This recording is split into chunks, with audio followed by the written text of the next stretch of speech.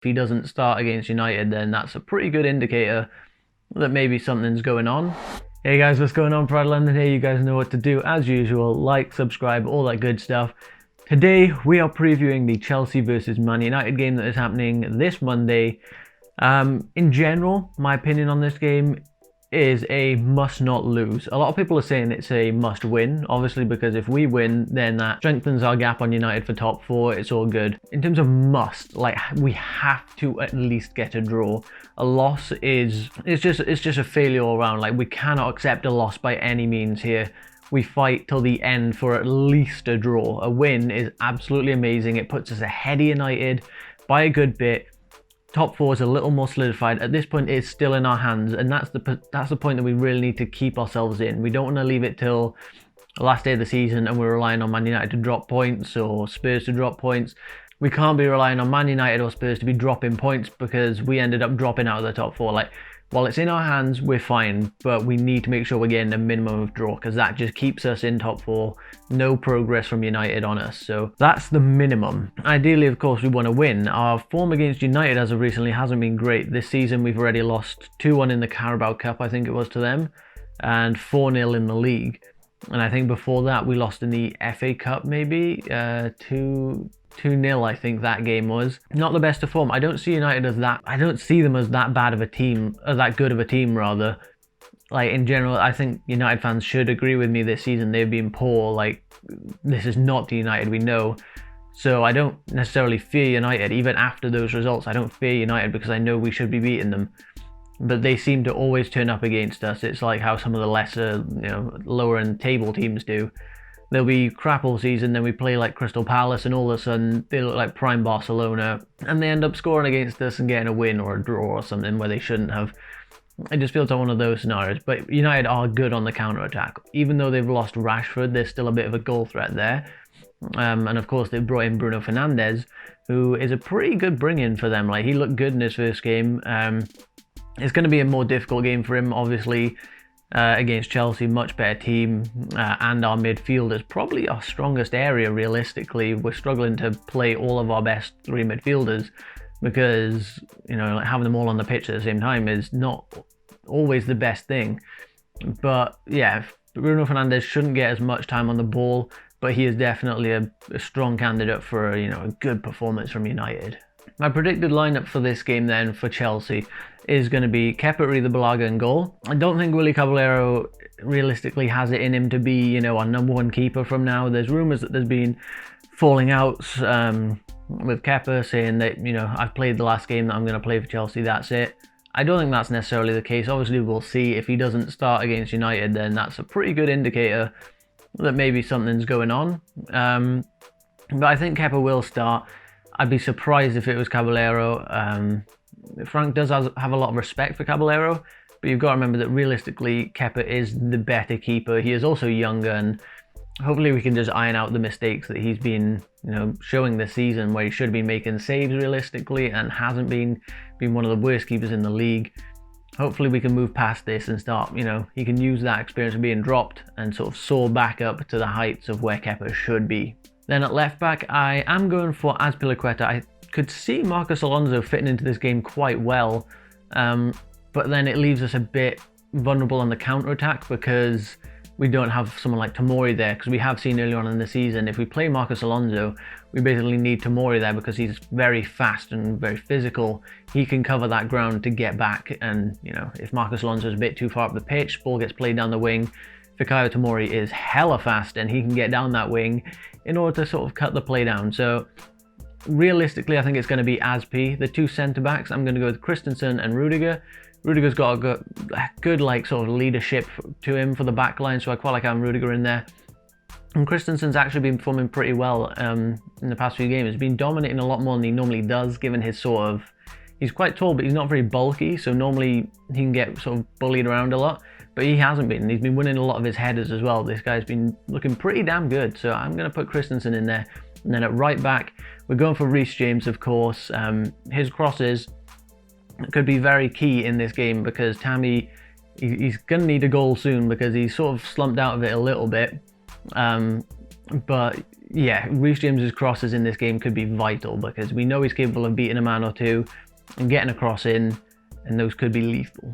Then for the midfield, I am going with Jorginho, Kovacic and Kante, mainly because I think the midfield is where this game is going to be won. I know that's quite a cliche phrase to say, but when you consider you've got Jorginho's passing ability and his sort of defensive link up to the midfield, Kovacic's dribbling ability to be able to get past a man or two and then link us up to the wingers and the striker to be able to start forming an attack, and then Kante's sort of stamina, work rate across the pitch to be able to put tackles in, run with the ball, offload to the wingers.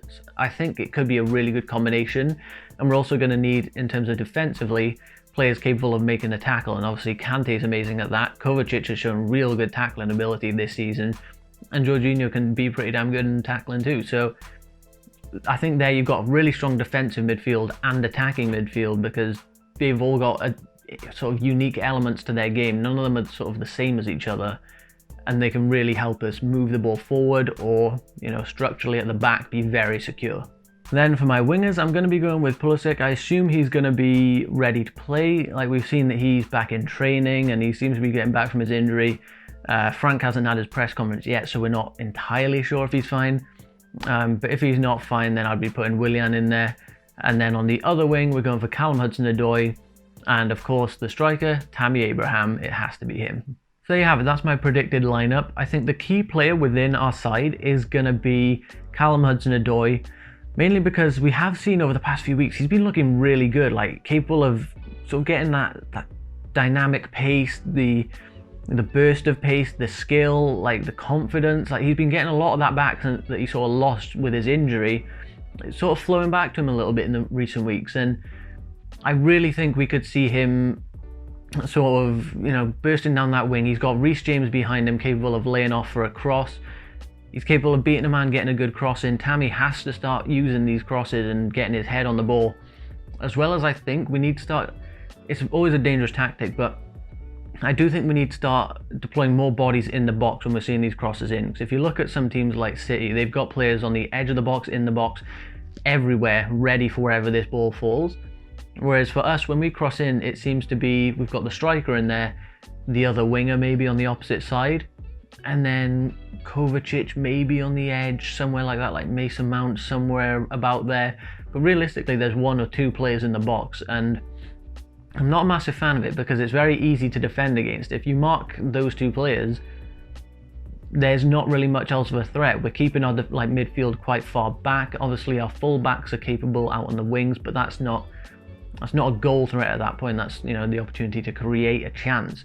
So I think we need to start getting bodies in the box, and I need to see Jorginho maybe getting up there. I know he's our furthest back sort of midfielder usually, but maybe Kovacic on the edge of the box, but a little further in, because he has got those quick feet, able to dribble past a player and maybe nick a shot off or something. So I do think the midfield needs to commit a bit more, but Callum is going to be our key player for this game. And as I mentioned earlier, of course, Bruno Fernandes did look good in his first game for United, and I think he will be a key player. He's capable of creating a lot of chances. I don't know how he'll take to sort of the competition level rising quite a lot, because this is a big game. There's a bit of bad blood between United and Chelsea. We don't realistically like each other. There's a lot at stake. The top four is sort of, you know, balancing on the edge at this point. And Bruno Fernandes is definitely capable of creating chances for Man United, and that's what he's going to have to do if they're going to get a result from this game. And if you take a look at the form tables for both teams, Chelsea are currently sitting in 7th with Man United in 11th. So realistically, we're on the better form, but in terms of home fixtures, we tend to not perform as well. So I'd say we both come into this pretty evenly, realistically. Like, United have, you know, had the better results for us recently, so he's, you know, bumped them up a little bit. We're higher up in the form table, but we're not as good at home, so you bump us down. I feel like we sort of level out a little bit. That's just my personal take on it. So I do think this is a sort of 50-50 game. My prediction for it is going to be a 1-0. I could see there being... I don't think there's going to be a lot of goals in this game, and watch me eat my words now, and it'll be like a 6-0 or something. But I don't know, I don't see there being a lot of goals. I see it being quite a cagey affair. Obviously, Chelsea, I'm going to root for the win, of course, because I have to. But I think a 1-0 win is quite realistic for us. I want to say there's 2 goals in the game, but I can't see us scoring 2 without them replying. So 1-0, 2-1, 1-1 I could even see. Like, these are so, I know it's easy to pick like a few different results and make my prediction, but my official prediction, Chelsea 1-0. I think realistically, I think how we're going to score is going to be, I think we might see another header from, maybe not Rudiger because he's already scored twice in the last game, but I think we could see another header going in, whether it's from Tammy, you know, crossed in from like Reece James or Callum, Rudiger possibly, Christensen, Tomori if he plays, maybe like Jorginho getting up for a header or something crazy like that, Aspi maybe. I don't know, I'm feeling the heading vibe. We seem to have sort of unlocked it a little bit with Rudiger, and I suppose it's a shame that I didn't put Mason Mount in the team for his set piece ability, because he did get the 2 assists for Rudiger in the last game. There we have it. That is going to be my Chelsea versus Man United preview. Let me know what you guys predict down in the comment section below. Of course, I'm hoping you're all rooting for Chelsea, because I certainly am. Don't forget to leave a like on the video, guys, subscribe, and I'll catch you in the next one. Bye.